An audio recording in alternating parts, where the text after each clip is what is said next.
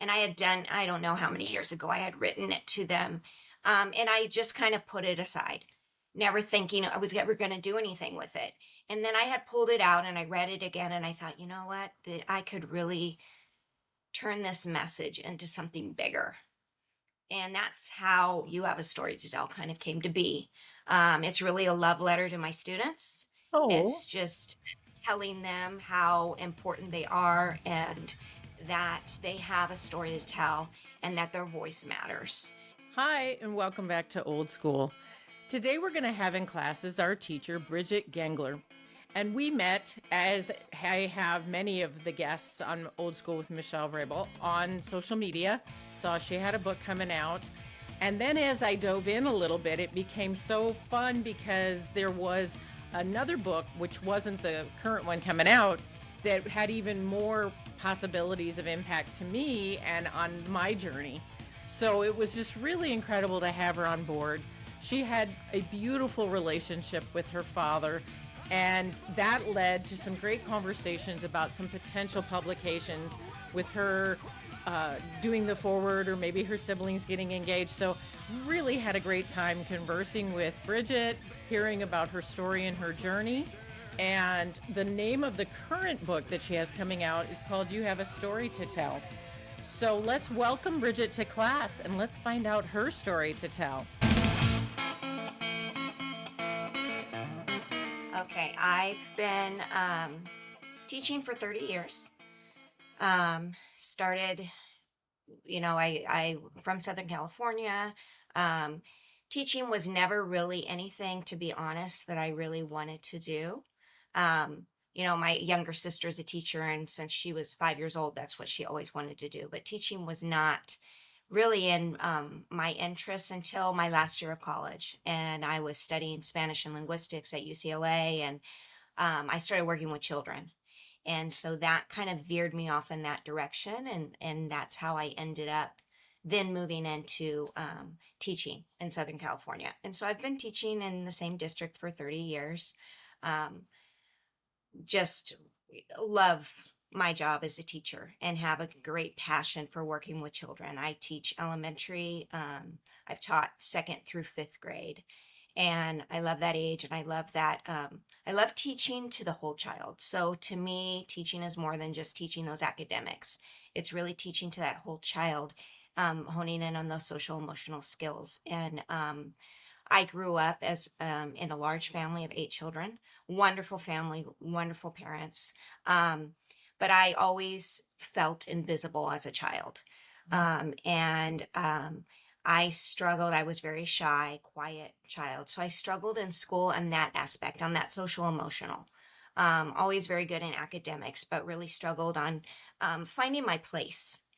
And so when I went into teaching, that was really my goal, was to really make sure that every child felt seen and felt heard, and that they knew that they had a voice. And so I would really make sure that every child that walked into my classroom um, just felt important and felt valued. And I also loved to write, and that was something that I shared with my father. I my dad was a storyteller, he was a poet, but he tried hard through the years to try to get his poetry published, and it just never happened for him. So he would do it on the side. He worked in aerospace, and he was a business person, and his writing was done on the side. But I really watched that, and he and I shared that love of writing and reading, and I really got that from him. um, and I always had a dream as a child that I wanted to write. And I always would just put it aside, like, okay, that can never happen. That's not gonna happen. Never had the confidence and the belief that I could really do it. And my dad passed away in 2020. He contracted COVID, and from the complications of that, he passed away. And on we were lucky enough, my family and I, to be able to be with my dad on his final days, because during COVID, Yep. you Yeah, couldn't do that a lot. wasn't happening. Yeah. Right. Um, my brother's a doctor in Phoenix, and he brought my dad. He and his wife had already gotten COVID at the time, and so he brought my dad and my mom to his home. My parents live in Nevada, and he took care of my parents. And when my dad went into the hospital, he was there for a few weeks, and his only wish was to come home so he could be with his whole family. And so my brother was able to arrange him to come home, and we all eight children, spouses, grandchildren, we all gathered at my brother's house to be with my dad on his last few days. Oh, Um, and during that time, we each got to sit with our dad and just talk with him. And so during that time, I sat with him and I promised him that I would pursue our dream, that I would publish a book, that I would take it seriously from that point on. And after my dad passed, when I returned back home, I joined Hope Writers Community. I started joining all these writing communities. And then that's when my first children's book, that manuscript, came to be, which is called Hold Your Head Up and Walk with Grace. And it's about a little girl and her dad.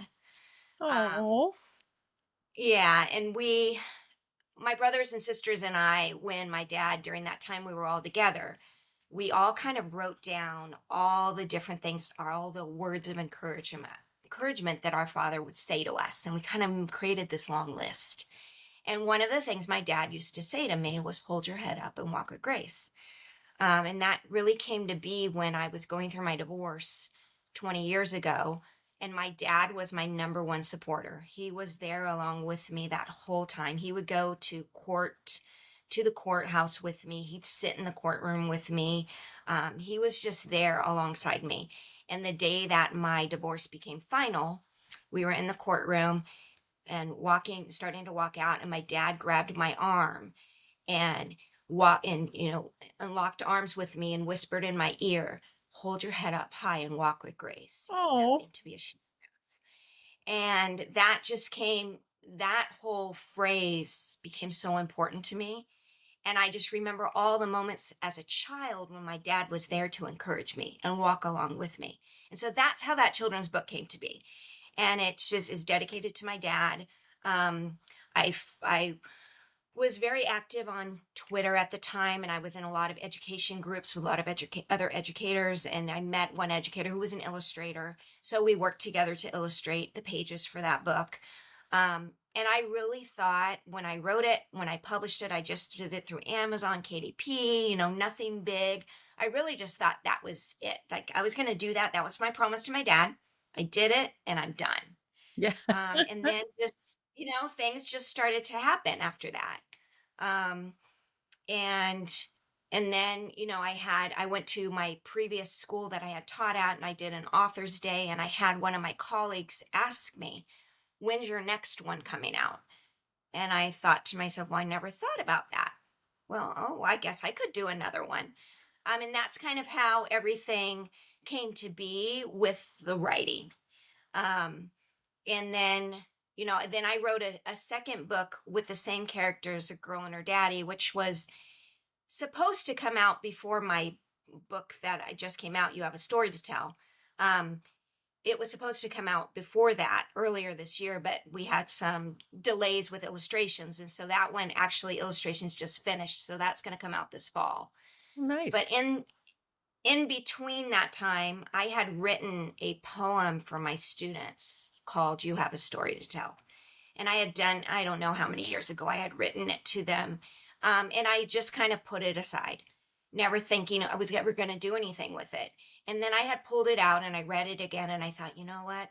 I could really turn this message into something bigger. And that's how You Have a Story to Tell kind of came to be. It's really a love letter to my students. Oh, It's just telling them how important they are and that they have a story to tell and that their voice matters. So it's just to any child, even to any adult. It's just that message that we all hold value in this world, and we all have something special to share. that And that's incredibly awesome because I'm sitting here not having had the father to, you know, tell me to hold my head up. I went into my mediation. Fortunately, I didn't have to go to court except for temporary orders, and I had nobody with me. Just my lawyer who had walked the exact path I did, and she was wonderful, and I was glad to have her there. But I had nobody. My mother had passed away, and well, no, she hadn't at that point, but she wasn't in a position to go with me. Anyway, but then also all the little kids in your classes over all these years, like, have they felt heard or seen? Like you were saying, you were in a wonderful family with a mom and dad and all of that, and it's still a struggle there. So nowadays, almost every kid, I mean, 50% of are children of divorce. And so do they have somebody in their corner being their cheerleader, writing them a love letter and telling them they matter? I that is just so touching. That's beautiful. You know what I came to my mind while I was sitting here too, and you were talking about your dad. What would be really cool, and I assume your mom has it or you have it somewhere, is if you were able to kind of take his poetry collection and maybe you write the foreword because of you guys' relationship and get it published. And who cares if it, you know what I mean? It'd be just for you and him. Yeah. I want a copy. Yeah. And I have actually, that is on my long list of things that I want to do. I've already talked to my mom about it, gotten permission from her. I have the manuscript of all of his poems. And that's something that I do want to do. That'd be So awesome. that's, yes. Or even if you're, this is what I did for my first book. It's called Butterfly Stitches, The Metamorphosis of Healing. It published last November. And it's the first kind of two-thirds of my life, my story through abuse and physical and sexual abuse, and then those wounds and that healing. And then the second book is coming out in September called Out Loud, The Sound of Healing. And the cover is a picture of me behind a mic. So very much you have a story to tell, you need to feel heard. But you know, the first book, because my brothers were a part of the very young age things that happened to us, they were beaten as well. They wrote my foreword, and people were in tears. They were just so, like, it was beautiful. And I wouldn't, my editor goes, "Do you want me to change the grammar or this?" I go, "No, I don't want you to change a thing about what they wrote." And people could barely get past the forward before they could start reading them. And the book was full of stuff that made people cry too. But I didn't want that to be how it was just left. I wanted people to understand that I don't sit in that. But, the story of your dad and stuff, it would be so cool if your siblings, I mean, maybe if everybody added to a forward and, because of all the things that he would say to you guys, that would be really cool. I would love a Yes. copy of that. I actually like that. I love that idea. And I'm going to bring that up to my siblings I because I bet think you that would they would, be, that would be such a beautiful yes, memorial to your dad.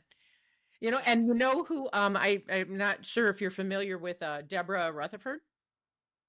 yes. Uh-huh. She has a poetry book and does a lot of poetry, and apparently is connected with some, I don't want to call it a society, it sounds like a cult or something, but with somebody who is specializes in that kind of publishing. So I don't know, she might be somebody. I know you have publishers for your stuff, but just in case. But anyway, we've done squirrel. But I just think it's so cool. I love that story because I didn't have Yeah. a good daddy. My dad does make an appearance in my book, but it's not a great one. Um, so I love the children's books. I can see the connecting of the dots that you're a teacher, you're the writing from your dad, all of that leads us to those. So now let's kind of pivot. I understand you mentioned it just here a few minutes ago that you've been through a divorce. So have I. That you were a collaborator on a book. Can you tell us a little bit about that? Yes, it's a collaboration book through Hope Books called Rediscovering You, Life After Divorce. So I wrote a chapter. My chapter really talks about, my chapter kind of starts the book out. Um, in the beginning of my chapter, I really talk about a moment in my divorce when it kind of it became real to me. Like, Mm. okay, this is really happening. And really the path that I took of relying on God and in my faith. to get me through that initial point, um, of realizing that this marriage was over and I have two little children that I need to take care of, and make sure that they grow up to be thriving adults. And just that walk with God and really relying on my faith to get me through to where I am today. Um, it was a really long journey. Like I said, it was 20 years ago, but when you have children, you've got to walk in that co-parenting. Yes. And that was, I mean, their father is a wonderful father. Wonderful, and he was always been there for him. So for them, for both my son and daughter. But it's that co-parenting, it was difficult. There was a lot of ups and downs, and I did end up remarrying, and I have a wonderful, wonderful supportive husband, and we blended our families together. And there was a lot of struggle with even that.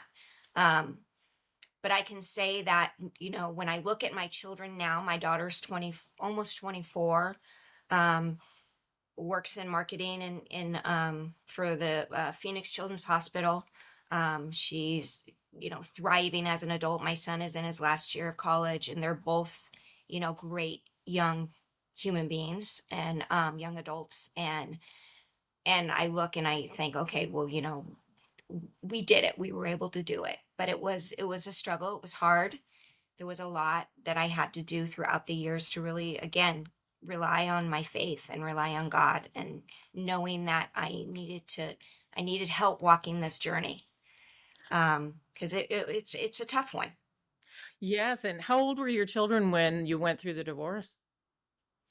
My daughter was almost 3, Oh, and my wow. son was an infant. So Tiny. yeah, My when their daughter dad, was 15 when I went through mine, and it was fine when she was 16 by the time it was finalized. But so there was a different set of dynamics. Like, he was making us get psychological tests for her because he thought I was keeping her from him, but she was just old enough to know what was going on and know her own mind. In fact, she got really mad at me for making her go with him. But the fact that you said it went to court is so hard, because I was able to go through mediation and not have it pushed that far. And the amount of money once you get that far and all the good stuff, I can't even imagine. And then having to co-parent, I mean, I didn't have to talk to him a lot once it was over, thank goodness. It was really minimal, but I did, thank by the grace of God, like you said, I was gracious in like when she graduated from high school, I invited him and all of his family over to my house. And it was the home that she was born in and raised in. So I got that in the divorce. So very awkward things, but we got through them. And my daughter showed an incredible amount of grace as well from the Lord on being able to navigate some of that, because there was a lot of infidelity. And she unfortunately, we make the mistake of thinking when they're that age that they don't know what's going on. But I knew at 5 that my dad had been beating my mom and beating us. I didn't know he was cheating on her at the time, but my daughter understood. She had listened at the door of her room through counseling that we were going through, and that made her desire to even want to go see him difficult. So I can't even imagine with little tiny ones. Like, did your ex want custody? And so you had to hand over your little infant to him on a regular basis? yes, yeah. Wow. I mean, yes, he didn't want to be in the marriage anymore. But he definitely wanted to be in our kids' lives. And, I mean, I didn't want to take that from my children. But Sure. yes, it was very, very difficult road. And, we tried the mediation. It just didn't work. We would get to a point, it'd be like, okay, we're going to make this is what's going to happen. And then his mind would change. And then we would end up in the courtroom. I had a wonderful lawyer who managed to do a lot of things behind the scenes, in the sense that he would go and talk to the judge without having me having to go into the courtroom a lot of times. But there was a lot, for about 5 years, we were back and forth in the courtroom. And so Mhm. that, that it was difficult. It for sure was a difficult road. And my children were young. My son has no real memory of anything. My daughter, on occasion, I think there's things that I think just things that pop up for her. It might be a song that she hears that makes her feel a little melancholy, or, just things that kind of she makes connections to of that time.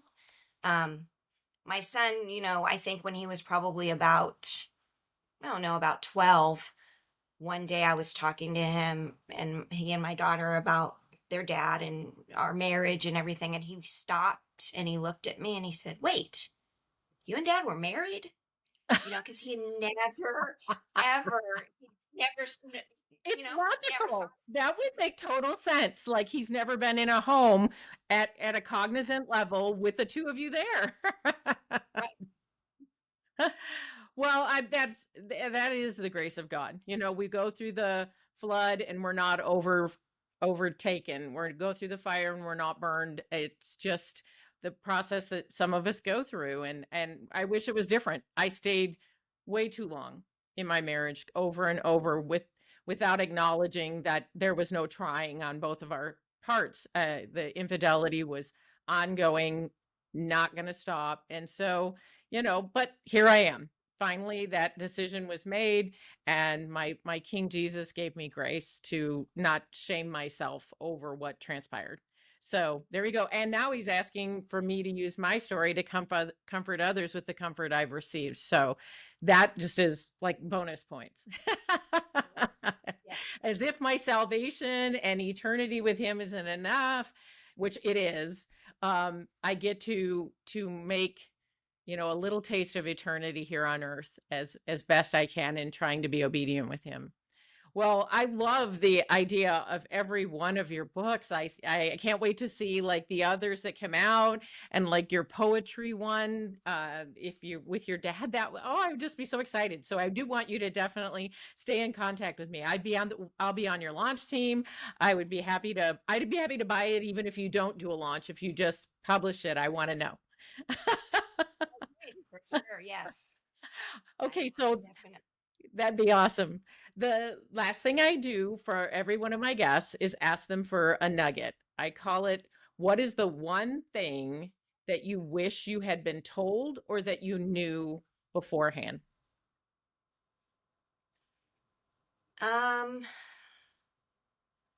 that I am enough and worthy, and that having faith in God, he will bring us through, and we're enough with him. And that just feeling not feeling invisible. Hmm.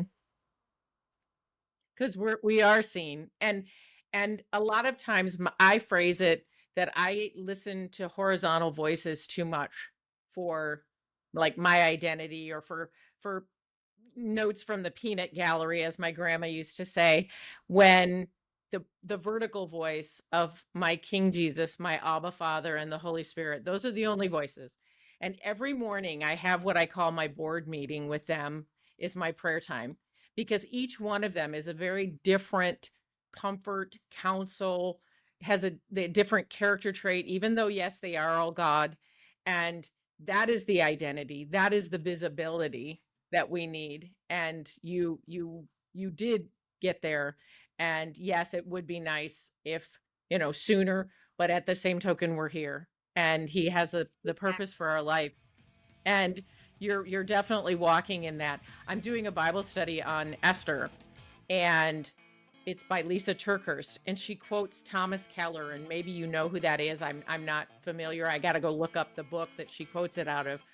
And I'm going to beat this up a little bit, but she talks about how he says that we don't need to go looking for our purpose necessarily, that we're born into the current, like a river current of the purpose he has for our life. And so every morning I just ask him to please help me stay in the middle of that current. We're the ones that step off onto the bank of the river. He doesn't go anywhere. We just stay here, and we will we will make the way with his purpose and plans for us. So that's where I have to stop and get my enough. You know, it's been a delight having you. It was so much fun passing one another in the night, as they say, on social media, and so that I could find out about you. And I have so much to look forward to with what you have coming up. So thank you so much. Well, thank you for coming to class today. This has been such a fun time. It wasn't an incredibly long episode, but so packed full of great stuff. I really enjoyed meeting Bridget. I enjoyed hearing about her book, the one titled Rediscovering You, A Guide to Life After Divorce. I know because of my story coming out, so many people have reached out to me, and I think this would be a lovely resource for them. So I'm going to make sure that's in the show notes as well. Any connection information with Bridget, where you can find her books, her children's books, I think would be awesome for you moms of littles. And for those of you who've walked maybe a journey that did involve divorce, or maybe even like your parents had, then you can get a little information from this other book. So thank you for coming to class today. Please look in the show notes for connection information. If you would like, subscribe, engage, have a conversation with us, we'd love every bit of it. So thank you for coming to class today. And class dismissed. This episode of Old School with Michele Vrabel is brought to you by Skin Beautiful AZ.